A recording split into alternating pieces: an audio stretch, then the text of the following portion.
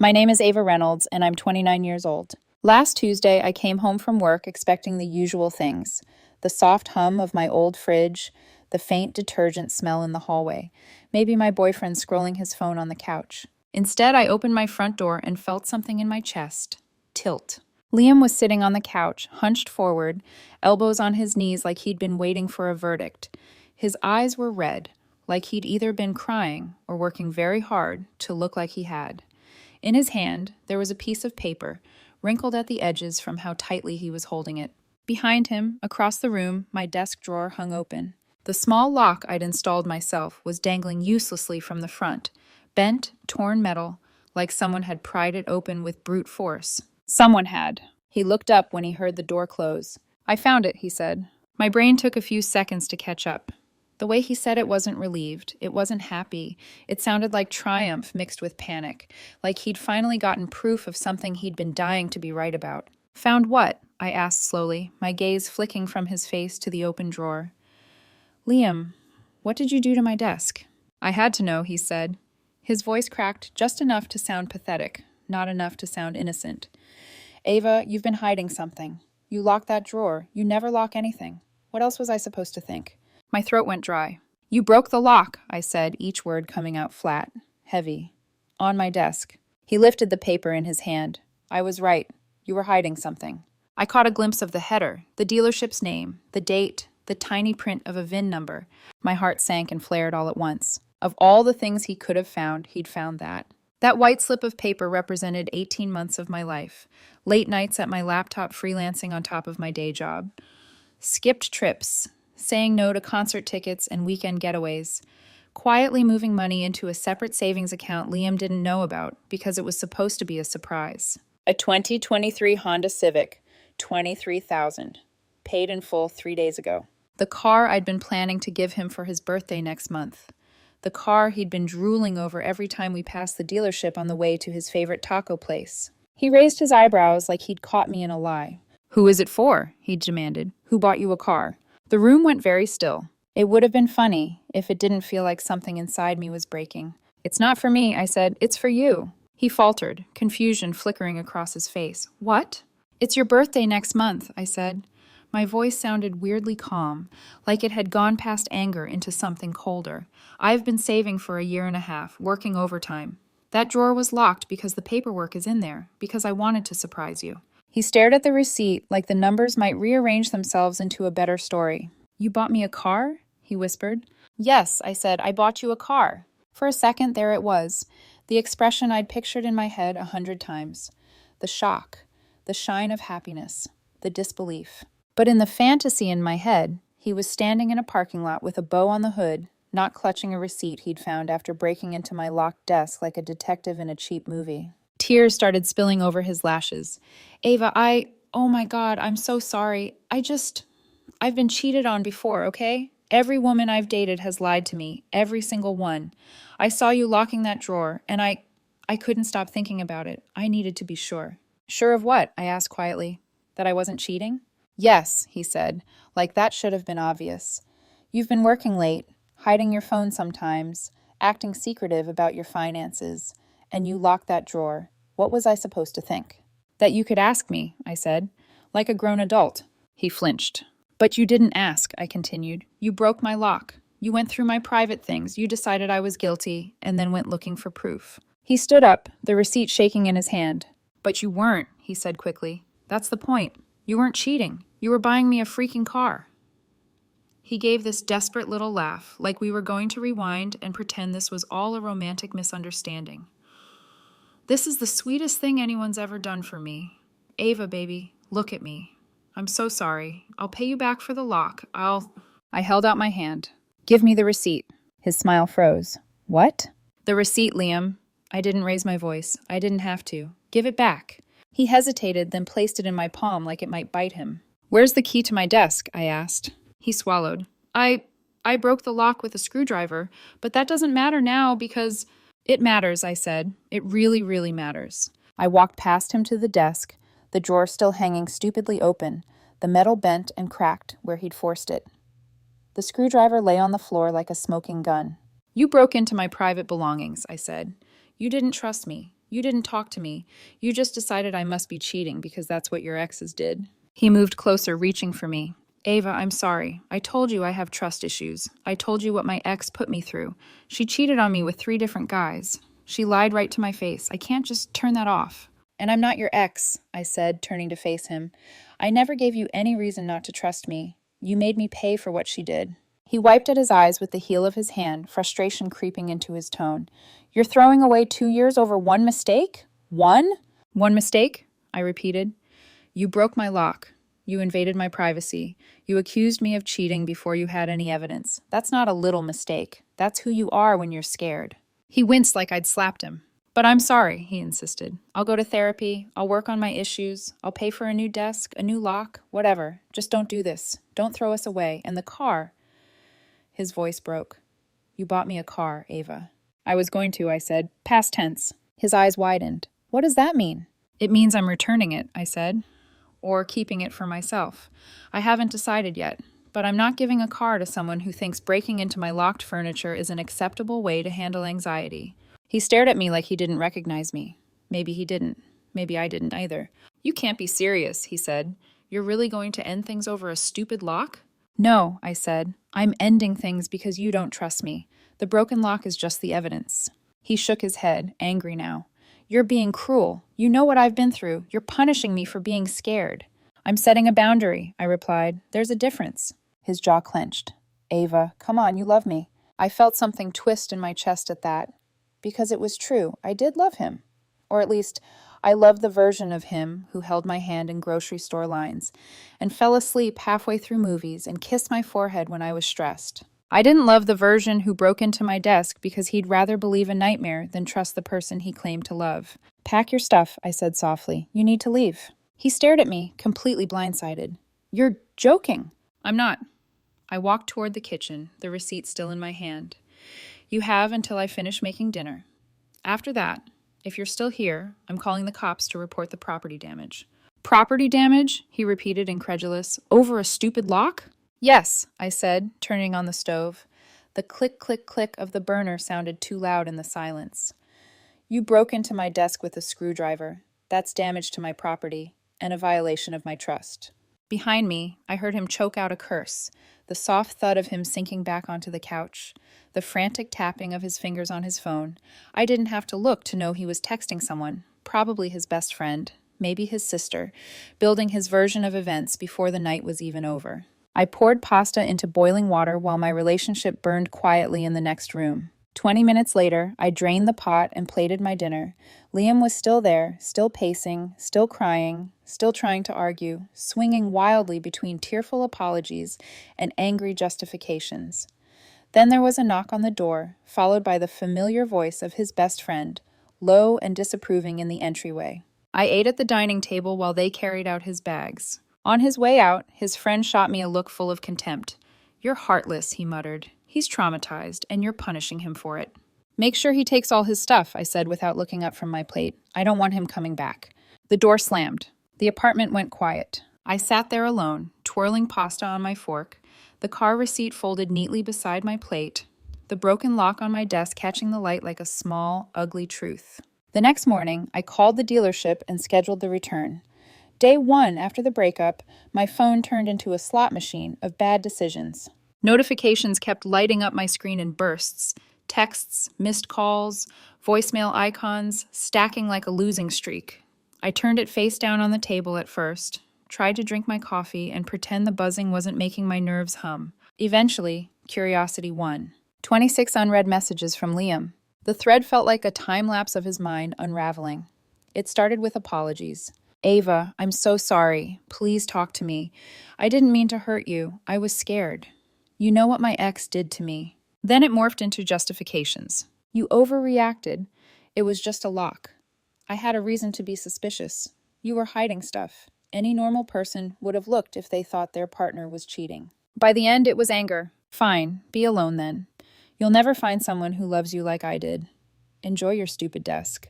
My thumb hovered over the keyboard, heart hammering. I could have written a long essay about trust and boundaries and how loving someone means giving them the benefit of the doubt. I could have tried to explain, again, that my life doesn't have to be a crime scene just because his last relationship was. Instead, I kept it simple. I typed, I am actually. Don't contact me again. I hit send, then I blocked his number. 45 minutes later, my phone lit up again with an incoming call, this time from an unfamiliar number. I let it ring out. A voicemail popped up. I pressed play and heard Liam's voice pouring through the speaker. You blocked me? Seriously? Ava, this is insane. I'm calling from Blake's phone because we need to talk like adults. You can't just end a 2-year relationship over a misunderstanding. Call me back. I didn't. I blocked that number too. For a moment, the silence felt clean. Strange, but clean. Like clearing the browser history on my life. It lasted about 3 hours. Then my phone lit up again with a new contact. Unknown. I made the mistake of answering. Hello? Ava. The voice was firm, older, and already annoyed. This is Liam's mother. Of course it was. I closed my eyes briefly. Hi. My son is devastated, she said, skipping any pretense of small talk. He made one little mistake, and you're punishing him like he's some kind of criminal. He broke into my locked desk, I said. That's not a little mistake. He has trauma from his past relationships, she countered. You know that. You've heard what that girl did to him. You should be more understanding and supportive. That's what partners do. Understanding, I said calmly, doesn't mean I have to accept invasions of privacy. I set a boundary. He chose to cross it. You're being incredibly immature, she snapped. Throwing away a man who loves you because he was afraid you were cheating. I'm not having this conversation, I interrupted. Please don't call me again. I hung up and blocked her number 2. It was barely day 1. By day 3, the breakup had hit social media. I was scrolling absent-mindedly on my lunch break when a friend sent me a screenshot. Blake, Liam's best friend, had posted a black background with white text in his stories. Some men think setting boundaries means emotionally abusing women for having feelings. Imagine punishing someone for being scared of being cheated on. Y'all are sick. He hadn't tagged me. He didn't have to.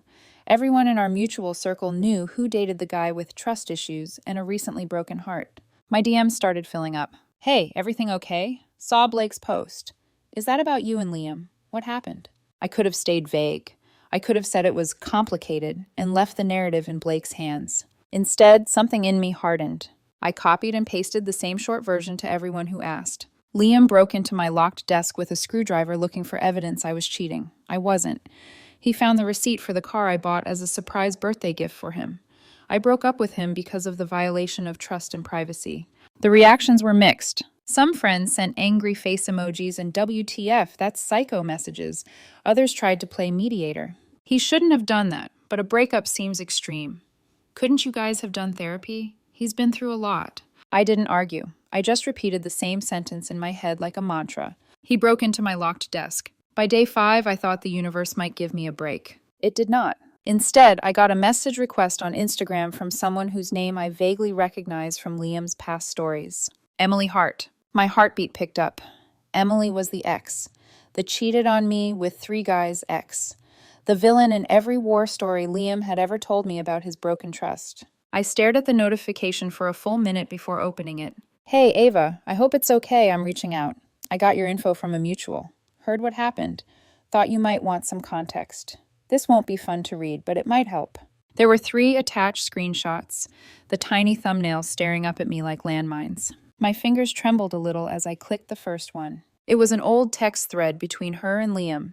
He was accusing her of cheating with 3 different men. Except the evidence he'd sent her was nothing. One was a screenshot of her joking with a coworker about a group project.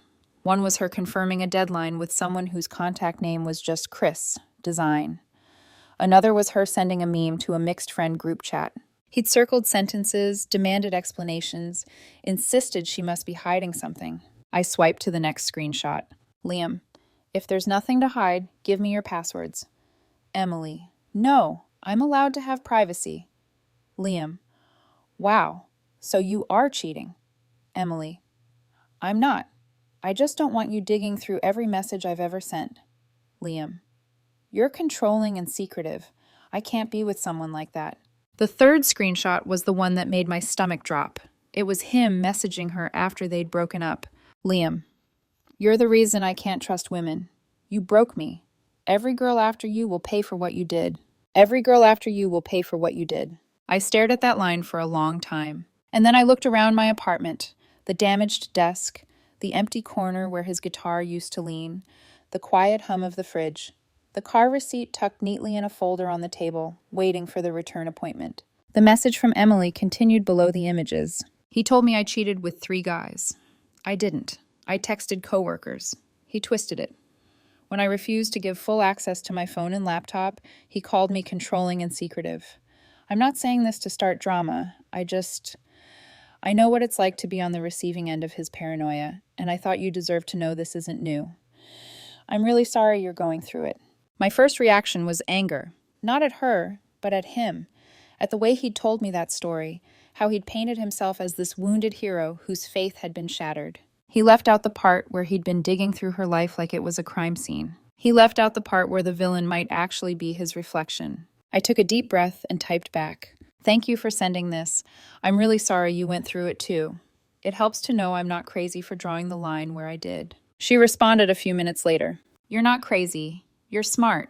I ignored the red flags until they were screaming. You didn't. That's strength. I sat back on the couch, phone in my lap, feeling this strange mix of vindication and grief. Because that was the thing. I had loved him. I had pictured holidays, maybe kids someday, little shoes by the door, and a second toothbrush in the bathroom that belonged to someone who trusted me. Instead, I got a broken lock and a police-level interrogation over a surprise gift. That night, I made a new note in my phone. I didn't name it anything dramatic, just Liam, contact log. I wrote down dates, times, who had called or texted, what they'd said. Liam, his mother, Blake, the vague post. The message from Emily, too, not in the same category, but connected. I didn't know yet how bad it would get. I just had this quiet, insistent feeling in my gut. This isn't over, and I'm going to need a record when it gets day 6 was quiet. Day 7 lulled me into believing things might finally settle. Day 8 proved I was an idiot for hoping. It started with another unknown number pinging my phone. This time, it wasn't a call. It was a video message. I hesitated, then pressed play. Liam's face filled the screen, blotchy and tear-streaked, like he'd been rehearsing a tragic monologue for hours. He sniffed dramatically. Ava, please, I just need you to hear me. The video was 5 minutes long. 5 minutes of him cycling through emotions like he was auditioning for every role in a soap opera. Apology Liam, victim Liam, angry Liam, manipulative Liam. At one point, he held up the broken lock from my desk, wrapped in a little pink ribbon, like it was supposed to be cute. A symbol, he said, voice trembling, of how I broke your trust and how I'm willing to fix it. I paused the video, stared at the freeze frame of the lock in his hand, the ribbon, the absurdity. Then I closed it and blocked the number. By day 9, things escalated into a new dimension of bizarre. Liam's mom called my mom. I didn't even know how she'd gotten the number, maybe from Liam, maybe from Facebook, maybe through an overly dramatic family grapevine. All I knew was that my mom called me during her lunch break, her voice caught between concern and irritation. Sweetie, she said, why is a woman I've never met telling me you're emotionally abusing her son? I groaned so loudly she laughed. What did she say? I asked, rubbing my temples. That he's devastated, Mom recited, and that you're being cold and heartless, and that you waved an expensive gift in his face and then ripped it away. I snorted. I returned the car.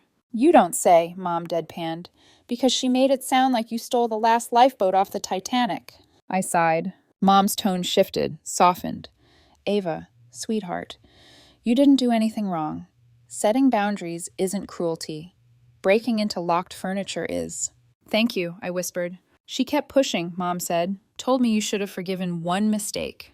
I told her that if her son thinks breaking locks and tearing through private belongings is a small mistake, she's going to be seeing a lot more broken relationships in his future. I smiled. I love you. I know, she said. Also, I blocked her. Life's too short. By day 10, Liam stopped hiding behind calls and messages. He showed up at my workplace. Security called me before I even got the chance to stand up from my desk. There's someone in the lobby saying he needs to speak with you urgently, the guard said. Claims he has important documents to deliver. My stomach dropped. What kind of documents? There was a pause. Ma'am, it's a lock. I closed my eyes. Wrapped like a gift. Again. Please send him away, I said. I don't want him here. Understood, the guard replied. We'll escort him out. An hour later, my boss knocked on my office door. Ava, any particular reason your ex-boyfriend was crying in the lobby? I inhaled slowly. exhaled slower. It's a long story. I've got time, he said. So I told him, not every detail, just enough. The desk, the lock, the car, the breakup, the escalating behavior. My boss rubbed his forehead. Document everything, he said at last. If he returns, we'll handle it legally. I nodded. That night, I added the workplace incident to my log. Day 12 made day 10 look like a warm-up act. I was finishing dinner when there was a loud knock at my apartment door. Not the kind of knock that friends use. The kind police use when they mean business. I opened the door to find 2 officers standing there. Are you Ava Reynolds? The older one asked. Yes, I said, heart thudding. Is something wrong? We're following up on a report filed earlier today, the younger officer said, regarding a stolen vehicle. Ice flooded my stomach. I forced my voice to stay steady. You're saying someone reported that I stole a car? The younger officer checked his notes. Your ex-boyfriend, Liam Hayes, claims you withheld a vehicle that he says you promised to give him. I blinked. The car I bought in my name, that I returned to the dealership that he never had keys to or possession of. That's why we're here, the older officer said gently, to clarify. I retrieved my folder from the kitchen counter, the receipt with my name, the return confirmation from the dealership, the email correspondence. They looked everything over carefully. This is a civil matter at best, the younger one concluded. You never transferred possession, and there's no evidence of a promise. Especially, the older one added, since he only learned about the car by breaking into your locked desk. I blinked. He told you that? He mentioned it, the officer said with a sigh, not proudly. They left after advising me to keep documentation of all interactions and to consider legal assistance if the situation escalated further. The moment the door closed, I called a lawyer. Her consultation fee was $200, and it was the best money I've spent in years. After reviewing my documents, she said, You're legally in the clear, but if his behavior continues escalating, I recommend requesting a restraining order. Keep a detailed log. Dates, times, attempts at contact, workplace incidents, everything. I already had the log open on my phone. Day 13, escalation took on a new form. When I pulled into my apartment parking lot after work, 2 figures detached themselves from the shadows near the sidewalk. Liam's sister and Blake. His sister looked tearful. Blake looked furious. The moment I opened my car door, they were on me. We need to talk, Blake snapped. No, I said calmly. You need to leave. She's a mess, his sister said, voice trembling. She's barely eating, barely sleeping. You're destroying her. That's unfortunate, I said, but it's not my responsibility. Blake stepped closer, too close. You're seriously going to throw away a 2-year relationship over a stupid lock? No, I said. I ended a relationship because your friend doesn't trust people and refuses to take responsibility for his behavior. The lock was just evidence. His sister started crying harder. Please, just give her 5 minutes. She deserves closure. She got closure when I told her it was over, I replied. If you show up like this again, I'll call the police. Blake's face twisted.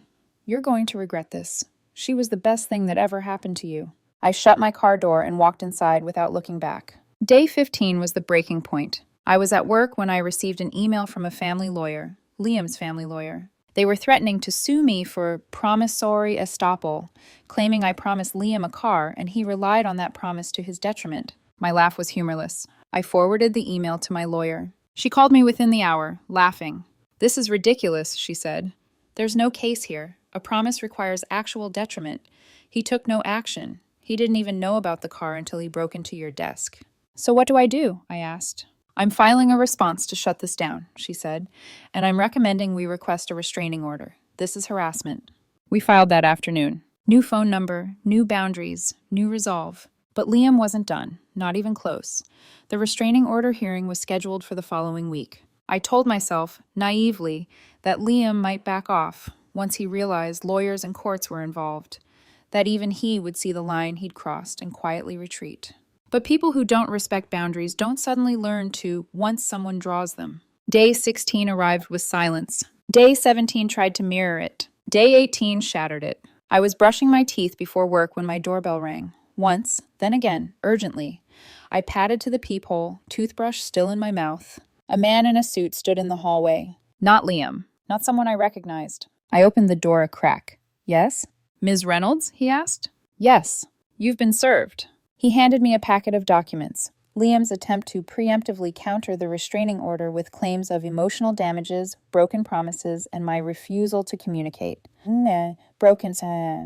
I closed the door, dropped the papers on my dining table, and laughed. Not because any of it was funny, because sometimes the only alternative is screaming. I texted my lawyer a picture of the packet. She sent back one sentence: "We will demolish this." The hearing was in 4 days. 4 long days. Days 19 through 21 were blessedly uneventful. No calls, no messages, no dramatic lobby scenes. I began to hope his lawyer had finally knocked some sense into him. But on day 22, social media exploded again. Blake, predictably, posted another vague condemnation. Some people pretend to be saints but ruin lives behind closed doors. Then, almost hilariously, men deserve privacy too. Privacy, privacy. From the man defending someone who broke into my locked desk with a screwdriver. Mutual friends texted me. I gave the same answer I'd been giving. I can't comment until after the legal hearing. My lawyer approved that line. Professional, non-inflammatory, hard to twist. Day 23 was the hearing. I didn't sleep much the night before. Restless energy swirled through me. Fear, anger, exhaustion, and somewhere, buried deep, relief. The finish line was finally in sight. Mom insisted on coming with me, though she waited outside the courtroom. "I don't want to stare down anyone's mother today," she joked, squeezing my hand. When I stepped inside, Liam was already there with his mom beside him and the lawyer who'd sent me the ridiculous threats. Liam looked smaller somehow. Hair unkempt, knee bouncing, eyes red from lack of sleep or too much anxiety. He didn't look at me. I didn't look at him. My lawyer arrived moments later, calm, collected, a shield in human form. "You're going to be fine," she murmured. "The documentation speaks for itself." We were called up front. The judge was an older woman with sharp eyes and the weary patience of someone who had seen every flavor of human chaos imaginable. She adjusted her glasses. "Ms. Reynolds, Mr. Hayes, I've reviewed the filings from both sides. Before we proceed, I'll ask each of you direct questions. Please answer concisely. No commentary, no arguing. Understood?" "Yes, Your Honor," I said. Liam muttered something similar. The judge turned to him first. "Mr. Hayes, did you break into Ms. Reynolds's locked desk?" Liam swallowed. His lawyer nudged him subtly. "Yes," he admitted. "But—" "Yes or no only," the judge reminded sharply. "You broke into the desk?" "Yes." "And the vehicle in question, the Honda Civic, was legally purchased in Ms. Reynolds's name?" "Yes, but she—" "Did you ever have keys or legal possession of that vehicle?" He hesitated. His mother squeezed his arm. "No." "Correct," the judge said. "You did not." She turned to me. "Ms. Reynolds, did you ever verbally or in writing promise Mr. Hayes this vehicle?" "No, Your Honor." "The first time he became aware of the vehicle was when he broke into your locked personal property?" "Yes." Liam's lawyer jumped in. "Your Honor, if I may, there is an argument to be made regarding implied promises and the emotional—" "No," the judge said flatly. "There is not." His lawyer sat down. The judge continued flipping through the documents. She lingered on the police report, the one Liam filed accusing me of stealing the car. "Mr. Hayes," she said, "why did you file a police report for theft when the car was never in your possession and had already been returned to the dealership?" He stammered. I was upset. She bought it for me. I thought—" "You thought wrong," the judge said, not unkindly. "That report constitutes a misuse of law enforcement resources." Liam's face flushed. The judge then turned to the folder my lawyer had prepared. Photos of the broken lock, screenshots of Liam's texts and calls, the parking lot ambush, the workplace incident, and, most damning, screenshots from Emily. "Mr. Hayes," the judge said, voice cool, "this appears to show a pattern of similar behavior in your previous relationship." His mouth opened, closed. "She's lying." "I don't care," the judge said simply. "This hearing is not about your past relationship, but it establishes precedent regarding your inability to respect personal boundaries." Silence fell over the courtroom like a dropped curtain. Finally, the judge closed the file. "I am granting Ms. Reynolds a 6-month restraining order," she announced. "You are to have no contact with her, none, either directly or by proxy. This includes friends, family members, or social media accounts. Violation will result in criminal consequences. Do you understand?" Liam's mother gasped. "This is outrageous!" "Ma'am," the judge said without looking at her, "if you continue speaking, I will have the bailiff remove you." She fell silent. Liam bowed his head.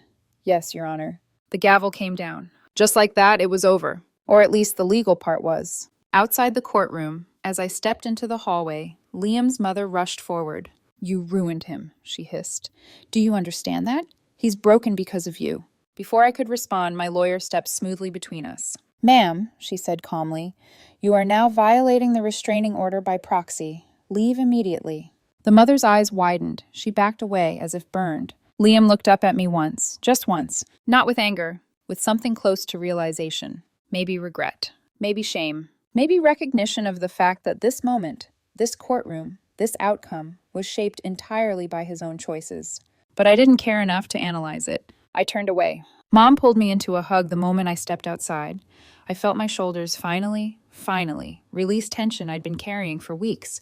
"It's done," she whispered. "You did it." I nodded. But the thing about closing a chapter is that your hands still shake a little when you turn the page. In the days after the hearing, my life felt eerily, almost unnaturally quiet. No buzzing phone, no angry voicemails, no sudden knocks, no secondhand guilt delivered through relatives I barely knew. Just quiet. It's strange how silence can feel like both a relief and a wound. Some mornings, I woke up tense, bracing for the next hit. Other mornings, the absence of chaos felt like a luxury I wasn't used to, like a hotel room bed, so soft you don't trust it at first. But reality didn't stay soft for long. 3 days after the restraining order, my lawyer called. "Good news," she said. "Liam's family lawyer has withdrawn the promissory estoppel threat. I suspect they realized they had no case. No case, no leverage, no car, no narrative left to twist." It should have felt triumphant. Mostly it felt final. That same afternoon, the dealership called. The salesman recognized my name. "Ms. Reynolds? Just wanted to let you know the Civic you returned has already sold," he said politely. "We wanted to offer you first dibs, but since you passed on buying it back, it's gone." "Good," I said, meaning it. "I don't need to see that car again." Because every time I pictured it, the silver paint, the new car smell, I also pictured Liam's face when he waved the receipt at me like he'd won something. I put the refund back into my savings account and decided to let the space where the car money used to live in my imagination close itself gently, like a stitched wound. That night, scrolling through Instagram, carefully, my settings were locked down tighter than a bank vault, I saw something interesting. Blake, the same Blake who'd ambushed me in the parking lot, who'd posted about emotionally abusive boundaries, had unfollowed Liam. His stories were suddenly about gym sessions and meal prep and self-care quotes. It didn't mean much, but it also meant something. Mutual friends trickled into my messages one by one with some version of, "Hey, now that we've heard the full story, yeah, we get it." I didn't know about the police thing. That's insane. He told everyone you just got cold out of nowhere. Sorry I believed him at first. I should have asked you. I didn't hold grudges. Or maybe I didn't have the energy to. I just sent the same response each time. "Thank you, I'm focusing on moving forward." On day 6 after the hearing, a coworker swung by my office, holding 2 coffees. "You doing okay?" she asked, passing one to me without waiting for an answer. "I think so," I said honestly. "We heard about this situation," she said gently. "Security briefed us. Just wanted you to know, we've got your back." I nodded, grateful. Because that day, like many days, I didn't feel strong, or brave, or resilient.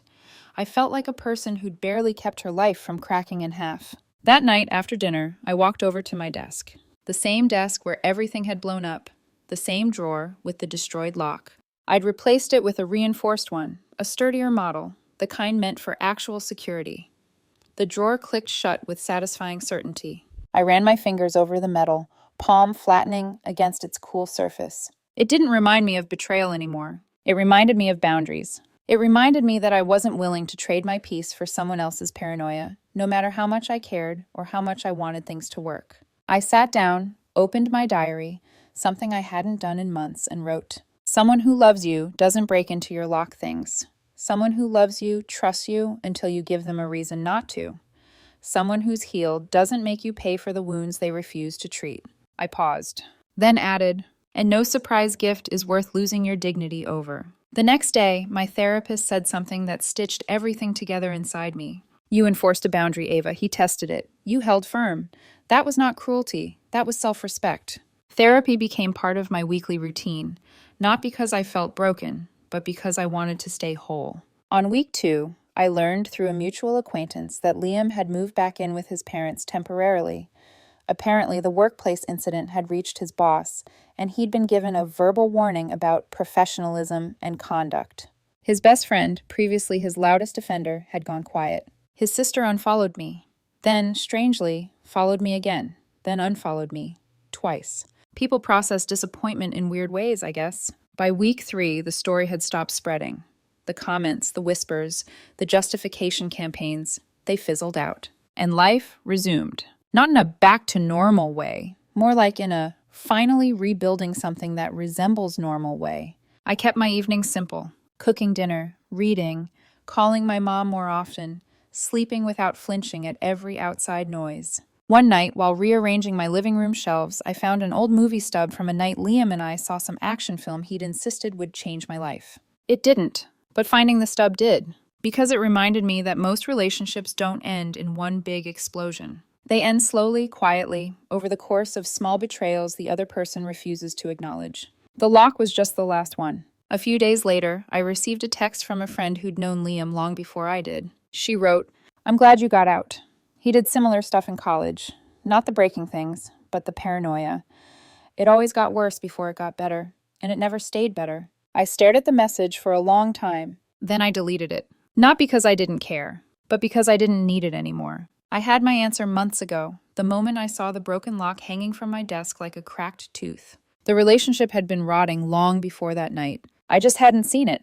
But now? Now I knew what to look for. What behavior is unacceptable, what love should feel like, what trust actually means. 5.5 months from now, the restraining order will expire. Maybe he'll try something afterward. Maybe he won't. But if he does, I'm not afraid anymore. I know exactly how to handle someone who mistakes control for love, fear for intuition, violation for necessity. And I'll never mistake any of that for affection again. For the first time in a long time, I closed my diary, brewed myself a cup of tea, and sat by the window as dusk settled over the city. Not waiting for chaos, not bracing for impact, just existing. Quiet, safe, whole,